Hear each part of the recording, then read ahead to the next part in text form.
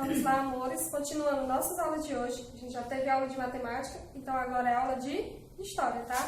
Vocês já vão pegar o livro de vocês, ó, esse aqui, e vão abrir na página 41, tá? Pegaram o livro? Vamos lá, quem não pegou ainda, corre, vai pegar, tá? Página 41. Nós vamos estudar hoje sobre o governo geral. Então vamos aprender o que foi essa forma de governo, tá? Vocês lembram que eu falei na aula passada que algumas capitanias hereditárias não prosperaram? Alguém lembra por quê? Porque algumas foram atacadas, né, pelos índios, pelos franceses, outras os donos não se interessaram, outros até se interessaram, mas não tinham dinheiro para colonizar, né? Outras também porque Portugal ficava muito longe, a viagem demorava mais de 2 meses, e aí caso eles precisassem de ajuda, não tinha como, né, receber ajuda naquele momento, né, porque demorava muito tempo até a notícia chegar lá em Portugal, a capitania já tinha sido toda invadida, tá? Vocês lembram que teve duas que prosperaram? Vocês sabem qual é o nome delas? Pernambuco e São Vicente, né? Uma delas foi devido à lavoura da cana-de-açúcar, né? Que foi muito extensa a produção e aí eles conseguiram prosperar. E a outra também, além da cana-de-açúcar, teve também a criação de gado. Então, como essas capitanias não prosperaram, o governo, né, o rei de Portugal, aliás, ele não queria perder aquelas terras que ele já tinha conquistado. E aí, então, ele criou o governo geral. Isso também porque ele não podia tomar as terras de volta, que ele tinha dado, né, os 15 lotes de terras para cada donatário, ele não podia tomar de volta. E aí ele teve a ideia de criar o governo geral. E os donatários tinham que obedecer a esse governador, tá? Porque o governador geral, ele é quem representava o rei aqui no Brasil, tá? Então, o governo geral ele foi instalado na Bahia. Por que digo que foi na Bahia? Porque, ó, se vocês observarem aqui no mapa das capitanias hereditárias, a Bahia ela fica bem no meio, tá, das capitanias, ó. Observe que a Bahia fica bem aqui, bem no meio. Observe, vocês podem voltar lá na página 37, que tem bem detalhado, tá bom? Fica a Bahia bem aqui, aí ficam algumas capitanias para cima e outras mais abaixo, tá? E aí, Salvador foi fundada e foi a primeira capital do Brasil, né? Não é Distrito Federal como é hoje, foi Salvador, tá? Juntamente com o governador-geral, trabalhava para o funcionamento da colônia o ouvidor-mor, que era responsável, né, para manter a ordem e a justiça, o provedor-mor, que era responsável pelo dinheiro, e também o capitão-mor, que ele que guardava, né, e defendia os territórios. Todos que viviam na colônia deviam colaborar com o governador-geral, né? E cada um tinha que cumprir os 4 principais objetivos, que era defender a colônia dos invasores franceses, combater os indígenas e sua resistência, né? Como vocês viram, os índios também brigavam pelas terras, porque era deles, né? Tinha também que manter o processo de ocupação, eles tinham que ocupar e manter ali ocupados e não abandonar aquelas terras. E tinham também que contribuir para a exploração das riquezas da colônia. Qual era a principal riqueza?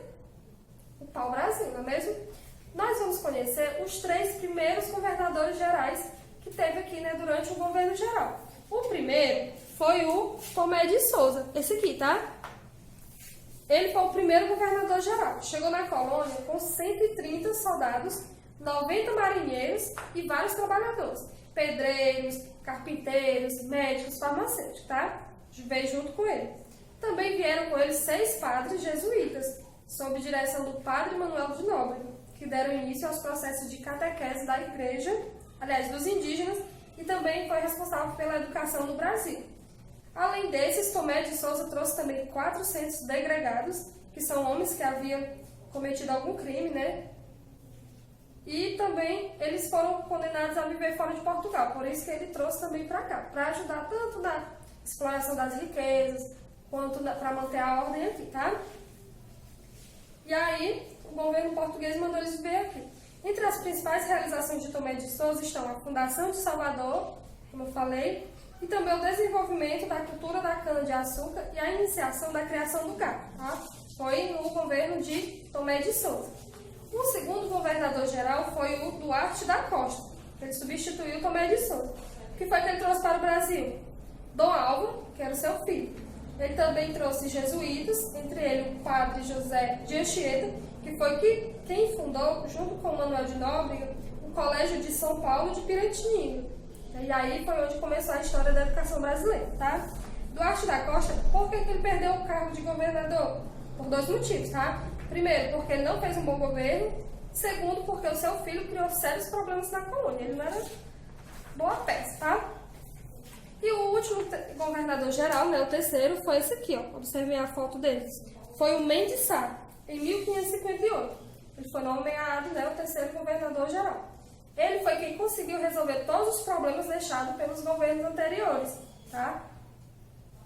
No caso do Duarte da Costa. Com a ajuda do seu sobrinho, Estácio de Sá, ele combateu e expulsou os franceses que haviam se instalado na colônia, né? Como vocês viram, alguns franceses mesmo, com toda aquela proteção, com todo aquele cuidado de combater os invasores, ainda tinha muitos franceses que se instalaram. Então ele, o Mendes Sá, junto com seu sobrinho, conseguiu expulsar esses franceses. E após a luta, né, foi fundada a cidade de São Sebastião do Rio de Janeiro, que hoje é o estado do Rio de Janeiro. Durante o seu governo, Portugal passou a enviar para a colônia muitos degregados. Quem lembra o que é degregados? Acabei de falar. As pessoas que tinham cometido algum crime lá em Portugal, né, e aí o rei mandava para vir junto para o Brasil, né, só mandava para amor.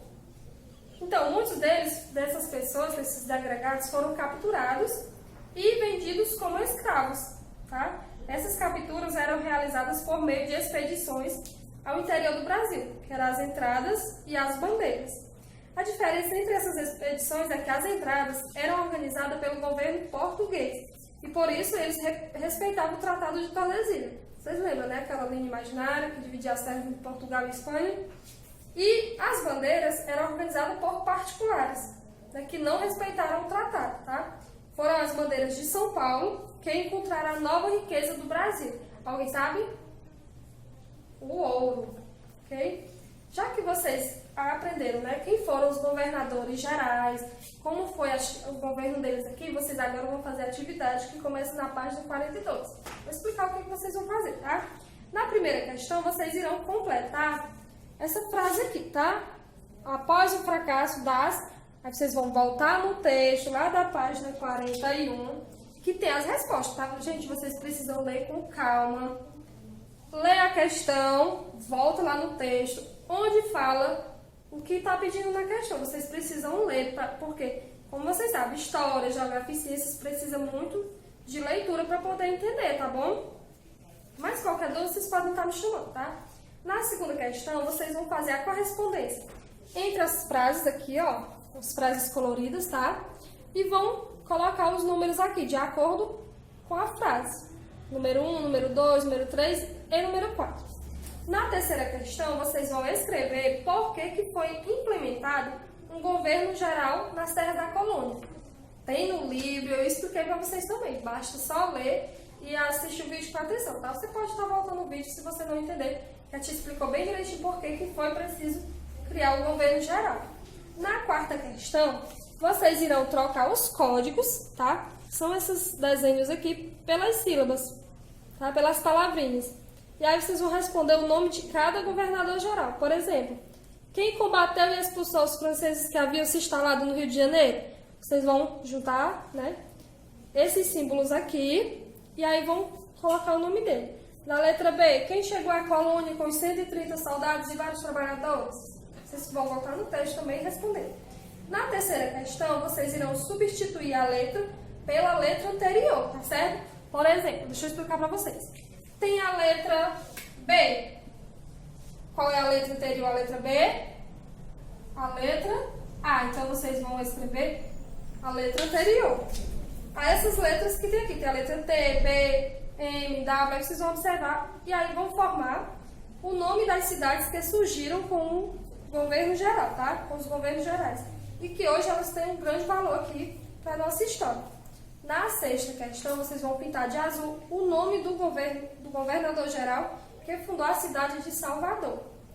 Na sétima questão, prestem atenção, tá? Vocês vão escrever em cada item, A, B, C e D, um objetivo da estrutura política e administrativa do governo geral. Qual eram os objetivos que os governadores gerais tinham aqui na colônia, né? No tempo que era período colonial, tá? Na oitava questão, os governadores gerais não trabalhavam sozinhos. vocês vão pesquisar. No nosso livro tem toda a resposta que vocês precisam, tá? Vocês vão pesquisar e escrever a função de cada carro. Ou seja, o que era que o ouvidor mó fazia? Tem no livro, tá? O que é que o provedor mó era responsável para fazer? E o capitão mó, tá? Terminando a atividade, vocês já sabem. Manda foto para mim da tarefa concluída, caprichem na letra, tá? Que as letras de vocês já são lindas. Só que é assim mesmo, tem dia que a gente tá com um pouquinho de preguiça, mas a gente tem que deixar a preguiça de lado, caprichar na letra. Quanto mais a letra estiver bonita, mais elogios vocês vão receber, não é mesmo? Então, ó, até a próxima aula.